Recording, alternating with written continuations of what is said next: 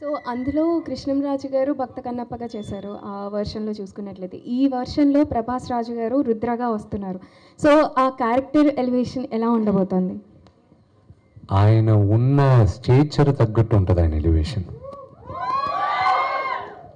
విష్ణు గారు సరే, మూవీ చూస్తే చాలా లార్జ్ స్కేల్ ఉంది. అంటే అందరూ అన్ని లాంగ్వేజెస్ నుంచి పెద్ద పెద్ద స్టార్స్ అందరూ ఉన్నారు. డివోషనల్గా పక్కన పెడితే కనుక, సో కమర్షియల్ మూవీ తీస్తే బిజినెస్ పాయింట్ ఆఫ్ వ్యూలో చూస్తే కనుక ఇంతకన్నా బెటర్గా మీరు తీయగలరు. సో 2015 నుంచి మీరు ఈ స్టోరీ డెవలప్ చేస్తున్నానని చెప్పారు. సో హెవీ బడ్జెట్ మూవీ తీస్తున్నారు. ఫస్ట్ మీరు మోహన్ బాబు గారికి చెప్పినప్పుడు ఆయన రియాక్షన్ ఏంటి? సో డివోషనల్గా ఇంత పెద్ద బడ్జెట్ పెట్టి తీయడం అనేది నాకు తెలిసినంత వరకు ఇదే ఫస్ట్ మూవీ అని నేను అనుకుంటున్నాను. సో మీరు ఏమంటారు? అసలు ఫస్ట్ బడ్జెట్ విషయం వచ్చినప్పుడు కానీ ఇంతమందిని తీసుకొని చేస్తున్నారు, అన్ని లాంగ్వేజెస్, పెద్ద పెద్ద ప్యాడింగ్ ఆర్టిస్టులు ఉన్నారు. సో ఏమన్నా ఆలోచించారా బిజినెస్ పరంగా ఎంతవరకు వర్కౌట్ అవుతుంది అని? నా మార్కెట్కి ఈ బిజినెస్ నేను ఒక్కడిని కానీ ఈ సినిమాని లోడ్ చేస్తుంటే అయ్యేది కాదు. అందుకే ఇన్ని సంవత్సరాలు నేను దాన్ని పక్కన పెట్టి డెవలప్ చేసుకుంటూ లొకేషన్స్ చూసుకుంటూ ఆ శివుడాజ్ఞ ఉన్నప్పుడు నేను షూటింగ్కి వెళ్దామని ప్రిపేర్ అవుతూనే ఉన్నాను. అవకాశం వచ్చినప్పుడు ఇమ్మీడియట్గా ఎక్కేయచ్చు కదా అని. సో కాన్స్టెంట్గా వర్క్ చేస్తూను ఇది ఇప్పుడు కూడా రావడానికి కారణం నాన్నగారే. ఆ కథ ఈ కథ ఎందుకు ఎన్నో రోజులుగా పనిచేస్తున్నా కదా, దీన్ని ఎక్కించాను తెరపైకి. ఆయన ఆశీస్సులతోనే నేను ఇది ముందుకు తీసుకురావడం జరిగింది. అఫ్కోర్స్ బడ్జెట్ అనేది మేము అనుకున్న బడ్జెట్ కన్నా కొంచెం ఎక్కువే అయింది. But my request is don't look at the budget of the movie, look at the scale of the movie, look at the story, look at the message the story gives. 500 కోట్లు పెట్టి తీసిన cinema 5,000 కోట్లు చేయకపోవచ్చు కథ బాగాలేకపోతే. అదే 5 కోట్లలో చేసిన సినిమా కథ అద్భుతంగా ఉంటే 500 కోట్లు కూడా చేస్తాయి. That's the power of story telling. And the first person who will make it possible is the story and then the captain of the movie, the director. They are the main responsible people. మీ actors of course add value to it for the openings or whatever, for the performance to enhance it. One of the greatest examples is Kantara. So దీనిలో మీరు perform చేసేటప్పుడు అంటే throughout మూవీలో నాకు ఈ సిచ్యువేషన్లో టఫ్గా అనిపించింది అంటే, దీనిలో చాలా ఫైట్ సీక్వెన్సెస్ ఉన్నాయి, చాలా ఉన్నాయి. ఐ మీన్ చాలా చూపించారు కూడా, ఇప్పటి వరకు చూసాం మేము ట్రైలర్, వాటర్ సాంగ్స్లో కూడా. మీకు ఏదైనా టఫ్గా అనిపించిందా? నాకు బాగా టఫ్గా అనిపించింది రఘుబాబు గారితోనూ బ్రహ్మాజీ గారితోనూ. వీళ్ళిద్దరిని ఎలా మా నాన్న దగ్గర కంప్లైంట్ చేయకుండా ఆపాలనుకునింది. నాకు ఫిట్టింగ్ పెట్టారు రఘు అన్న నా నాన్నగారితో. అదొక పెద్ద కథ. అది రఘు అన్న అడిగితేనే చెప్తాడు. Vishnu sir, this is Chandu, Telugu 360. So first of all congratulations. అంటే ప్రమోషన్స్ చాలా పీక్స్లో ఉన్నాయి. అండ్ ఫస్ట్ నుంచి కూడా మీరు ఏం మాట్లాడినా చాలా తెలుగుగా మాట్లాడతారు. కానీ కొంతమంది మాత్రం దాన్ని ఎప్పుడు ట్రోల్ చేద్దామని చెప్పేసి రెడీగా ఉంటారు. అండ్ రీసెంట్గా మీరు ఒక ప్రముఖ ఛానల్లో ఇంటర్వ్యూ ఇచ్చినప్పుడు కూడా అండ్ ప్రభాస్ గారిది మీది బాడీ గురించి చెప్పింది కూడా బాగా వైరల్ చేశారు. సో ఏంటి దాని గురించి ఎలాంటి క్లారిటీ ఇద్దాం అనుకుంటారా, లేకపోతే వాటి గురించి పెద్దగా పట్టించుకోకుండా లైట్ తీసుకుంటారా? సో ఏదైనా ఒక సెంటెన్స్ కట్ చేసి దాన్ని వైరల్ చేసి దాన్ని కాంట్రవర్సీ చేయాలనుకుంటే అది పట్టించుకోవాల్సిన అవసరం లేదు. ప్రజలు కూడా ఈరోజు they are very smart. They కొంచెం కాంట్రవర్సీ అయినా కూడా when they look at the entire video they'll be like, "Sala, this fellow is unnecessarily making a nuisance" అనుకుంటారు అంతే. రఘుబాబు గారు, మళ్ళీ మైక్ ఇచ్చేస్తాను సార్. మీకే సార్, క్వశ్చన్ మీకే. ఒక్క విషయం చెప్పేసిన తర్వాత, ఈ సినిమా గురించి ఎవరైనా ట్రోల్ చేశారంటే చెప్తున్నాను ఇప్పుడే, శివుడి ఆగ్రహానికి శాపానికి గురవుతారు. గుర్తుపెట్టుకోండి, ఎవరైనా సరే చెప్తున్నాను. 100% ఇది 100% ప్రతి ఒక్కరు ఎవరైనా సరే ట్రోల్ చేశారంటే finish. Thank you very much. Sir Raghubabu గారు, సార్ అంటే మీరు చాలా రేర్గా కనిపిస్తూ ఉంటారు ఇలాంటి సినిమా ఈవెంట్స్లో. ముఖ్యంగా కన్నప్పగా రావడానికి మెయిన్ రీజన్ ఎవరు, విష్ణు గారా మోహన్ బాబు గారా? సార్ చాలామంది తెలుసు ఇండస్ట్రీలో కూడా, వెరీ క్లోజెస్ట్ ఫ్యామిలీ. మొదటి నుంచి కూడా మా ఫ్యామిలీకి వాళ్ళ ఫ్యామిలీకి ఉన్న రిలేషన్ బాగా దగ్గర రిలేషన్. అంటే మా నాన్నగారి దగ్గర నుంచి మా అమ్మగారి దగ్గర నుంచి వాళ్ళ ఫ్యామిలీకి మాకు చాలా మంచి సంబంధాలు ఉన్నాయి. చాలా ఆత్మీయత ఉన్న ఫ్యామిలీస్ మేము ఇద్దరమే. సో సినిమాకి దీనికి సంబంధం లేదు. చిన్నప్పుడు మమ్మల్ని మా అమ్మగారిని బయటకు వెళ్ళిపోవాలనుకున్నప్పుడు మాకు బేబీ సిట్టర్ వచ్చి రఘు అన్నే.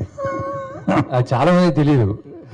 నా ఊహ తెలిసినప్పటి నుంచి మా మదరు వాళ్ళ మదరు ఎక్కడికైనా షాపింగ్కో లేదా పని మీద పండగకు పేరెంటానికి వెళ్తే నన్ను లక్ష్మీను విష్ణుకి మధ్యలో పడుకోబెట్టి నువ్వు చూసుకుంటా అని చెప్పి పంపించేవాళ్ళు.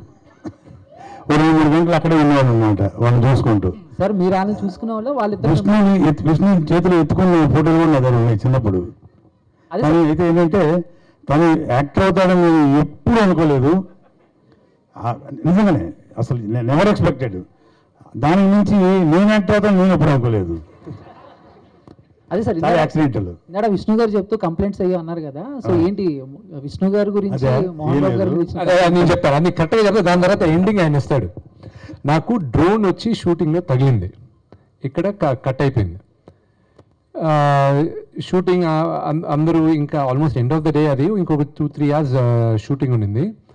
మేము ఒక 9,000 ఎకరాల ఫామ్ని రెంట్కి తీసుకున్నాం ఈ షూటింగ్ చేయడానికి. ఒక 3 నెలలకు 6 నెలలకు 4 నెలలకు ఎంతో తీసుకున్నారు. నాన్నగారేమో ఆ ఫామ్లో ఉన్న ఆ ఫార్మర్ ఇంట్లో అది రెంట్కి తీసుకొని అక్కడే ఉన్నారు ఆయన. మేము షూటింగ్ ఫినిష్ చేసి ఆయన ఇల్లు దాటే వెళ్ళాలి. సరే కట్ అయిపోయింది, బ్లీడ్ అవుతుంది. అక్కడ రూల్ ప్రకారం సేఫ్టీ ఆఫీసర్ ఉండాలి, వాళ్ళు వచ్చి go to the hospital immediately stitches చేయాలి అది ఇదని. సో అక్కడ చేసే లొకేషన్లో ఫస్ట్ బాగా కోపం వచ్చింది, నాకే కోపం వచ్చింది. ఎందుకంటే రెడీ యూ థింక్ యువర్ నువ్వు పెద్ద స్టంట్ మాస్టర్, స్టంట్ కోరియోగ్రాఫర్ అనుకుంటావు, నువ్వు స్టంట్ మ్యాన్ అనుకుంటావు, నువ్వు ఇది చూసుకోలేదా నువ్వు? I felt it was my own mistake. Cameraman ఒక పక్క ఏడుస్తున్నాడు, అందరూ ఇదని. నాకు తగిలి దూరంగా రావడం ఫస్ట్ పరిగెత్తుకొని వచ్చింది అన్న.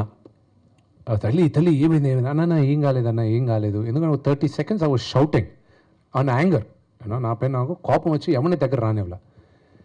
అండ్ దెన్ మా ఫ్రెండ్ ఉన్నాడు విజయ్, రాలేదు. అరే డ్రోన్కి ఏమైనా అయింది వెళ్ళి చూడండి రా అన్నాడు.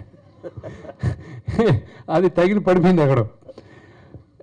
కెమెరామెన్ పరిగెత్తుకొచ్చారు, అందరూ వచ్చారు. It was bleeding. And Sharath Kumar garu వీళ్ళందరూ వచ్చారు. అక్కడ జూనియర్స్ ఏడవడం మొదలెట్టారు. I wasn't looking at it because I knew బాగా డీప్గా కట్ అయింది. ఇట్ వాజ్ వచ్చినప్పుడు ఐ టోల్డ్ ఎవ్రీబడి, నేను Sharath uncle nothing happened uncle, I just go to the hospital అది ఇదని. వెనక్కి తిరిగి ఎందుకో అందరికీ my request to all of you, దయచేసి నాన్నగారికి చెప్పకండి.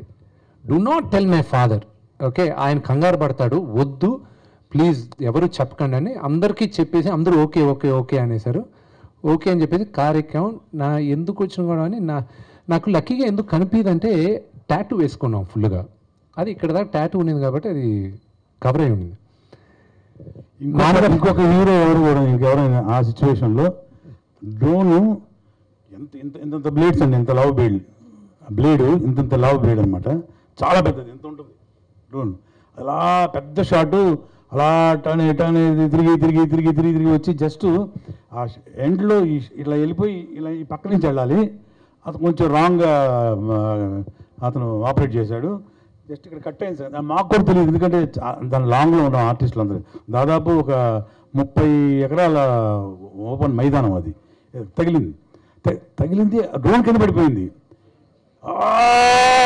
పెద్దలు అరిచేశాడు, మాకు అర్థం కాలేదు అసలు. మాకు బ్రెయిన్ బ్లాంక్ అయిపోయింది. చూస్తే బ్లడ్ ఎలా కారుతా ఉంది, అలా తిరుగుతున్నాడు, ఇలా మొత్తం గ్రౌండ్ అంతా తిరుగుతున్నాడు ఇలాగ. ఏంటి అనేది డ్రోన్ కింద పడిపోయింది, డెఫినెట్ తగిలింది కదా అని మొత్తం అందరికీ మొత్తం యూనిట్ మొత్తం స్టన్ అయిపోయింది చూస్తున్నాం. కానీ ఇంత లోతు దిగిపోయిందండి ఇక్కడ. అయినా కూడా 10 minutes మొత్తం అలా ఫస్ట్ ఎయిడ్ చేసుకుని రెడీ షార్ట్ రెడీ అన్నాడు తను. అంత అంటే ఇది నేను ఇంతకుముందు చెప్తున్నానంటే ఓపెన్గా తను చేసిన దీనికి పెట్టిన ఎఫర్ట్, ఈ సినిమాకి పెట్టిన ఎఫర్ట్ గురించి ఒక చిన్న ఎగ్జాంపుల్ చెప్పాను అంతే. నేను కథ కంప్లీట్ చేస్తాను. అయిపోయింది, అందరూ వెళ్ళి హాస్పిటల్కి వెళ్ళిపోమన్నారు, సేఫ్టీ ఆఫీసర్ వెళ్ళారు, అది ఇది. నాన్నగారి ఎందుకో డౌట్ వచ్చి వెళ్ళేటప్పుడు కార్ మాత్రం నాన్నగారి ఇంటి దగ్గర ఆపండి అన్న.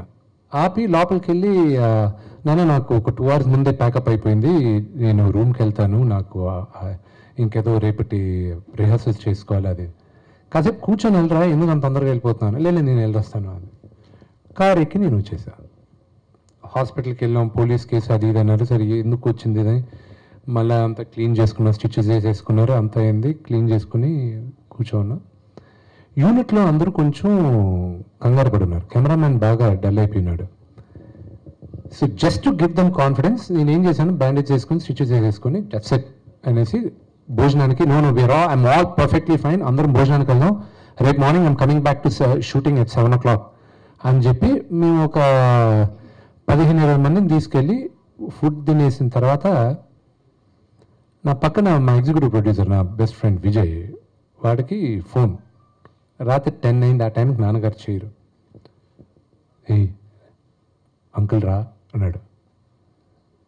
నాకు ఇదేదో తేడాగా ఉందని ఫోన్ తీసి నానా మీరందరూ అంత పెద్దోళ్ళు అయిపోయారా మీరందరూ అన్నాడు. లేదు ఏమైంది నాన్న, ఎలా ఉంది చెయ్యి అన్నాడు. నేను చెయ్యి బాగానే ఉందనే, ఏం తగలనా, చిన్నవి నాన్న, రేపు మార్నింగ్ నేను లొకేషన్కి వస్తాను మీరు చూడండి నాన్న, ఏం లేదు నాన్న. ఇంకా ఆయన నన్ను తిట్టకుండా ఆయన కొంచెం అలిగి ఫోన్ కట్ చేశాడు.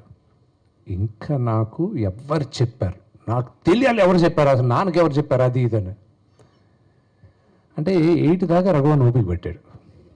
8 తర్వాత జనంగా అన్న ఎవరికి లెక్క చేయడు అని అర్థమయ్యే వాళ్ళకి అర్థం అవుతాయి. అన్న 9:30కి 9:45కి నాన్నకు ఫోన్ చేసి అంకుల్ విష్ణుకి ఏం కాలా, బాగున్నాడు అంకుల్ అన్నాడు. విష్ణుకి ఏం కాలా, ఏమైంది చెప్పు అన్నాడు. అంకుల్ ఇలా జరిగింది అంకుల్ అని ఏడ్చేశాడు అన్న. ఇంకంతే మరుసటి రోజు 7 గంటలకి ఐ హ్యాడ్ టు గో, లేకపోతే అక్కడ 600 మంది వెయిటింగ్ అంతా ఉండింది. వెళ్ళి మేకప్ వేసుకుని 7 గంట వెళ్ళే లోపల నాన్నగారు అక్కడ నిలబడి ఆల్రెడీ యూనిట్ అందరు క్లాస్ పిగుతూ ఉన్నాడు. లేదన్నా అంతా ఓకేనా అంతా అయిందని. సో ఆ ఘనత రఘు అందే, భయం చాలా భయం ఎక్కిచ్చేస్తాడు.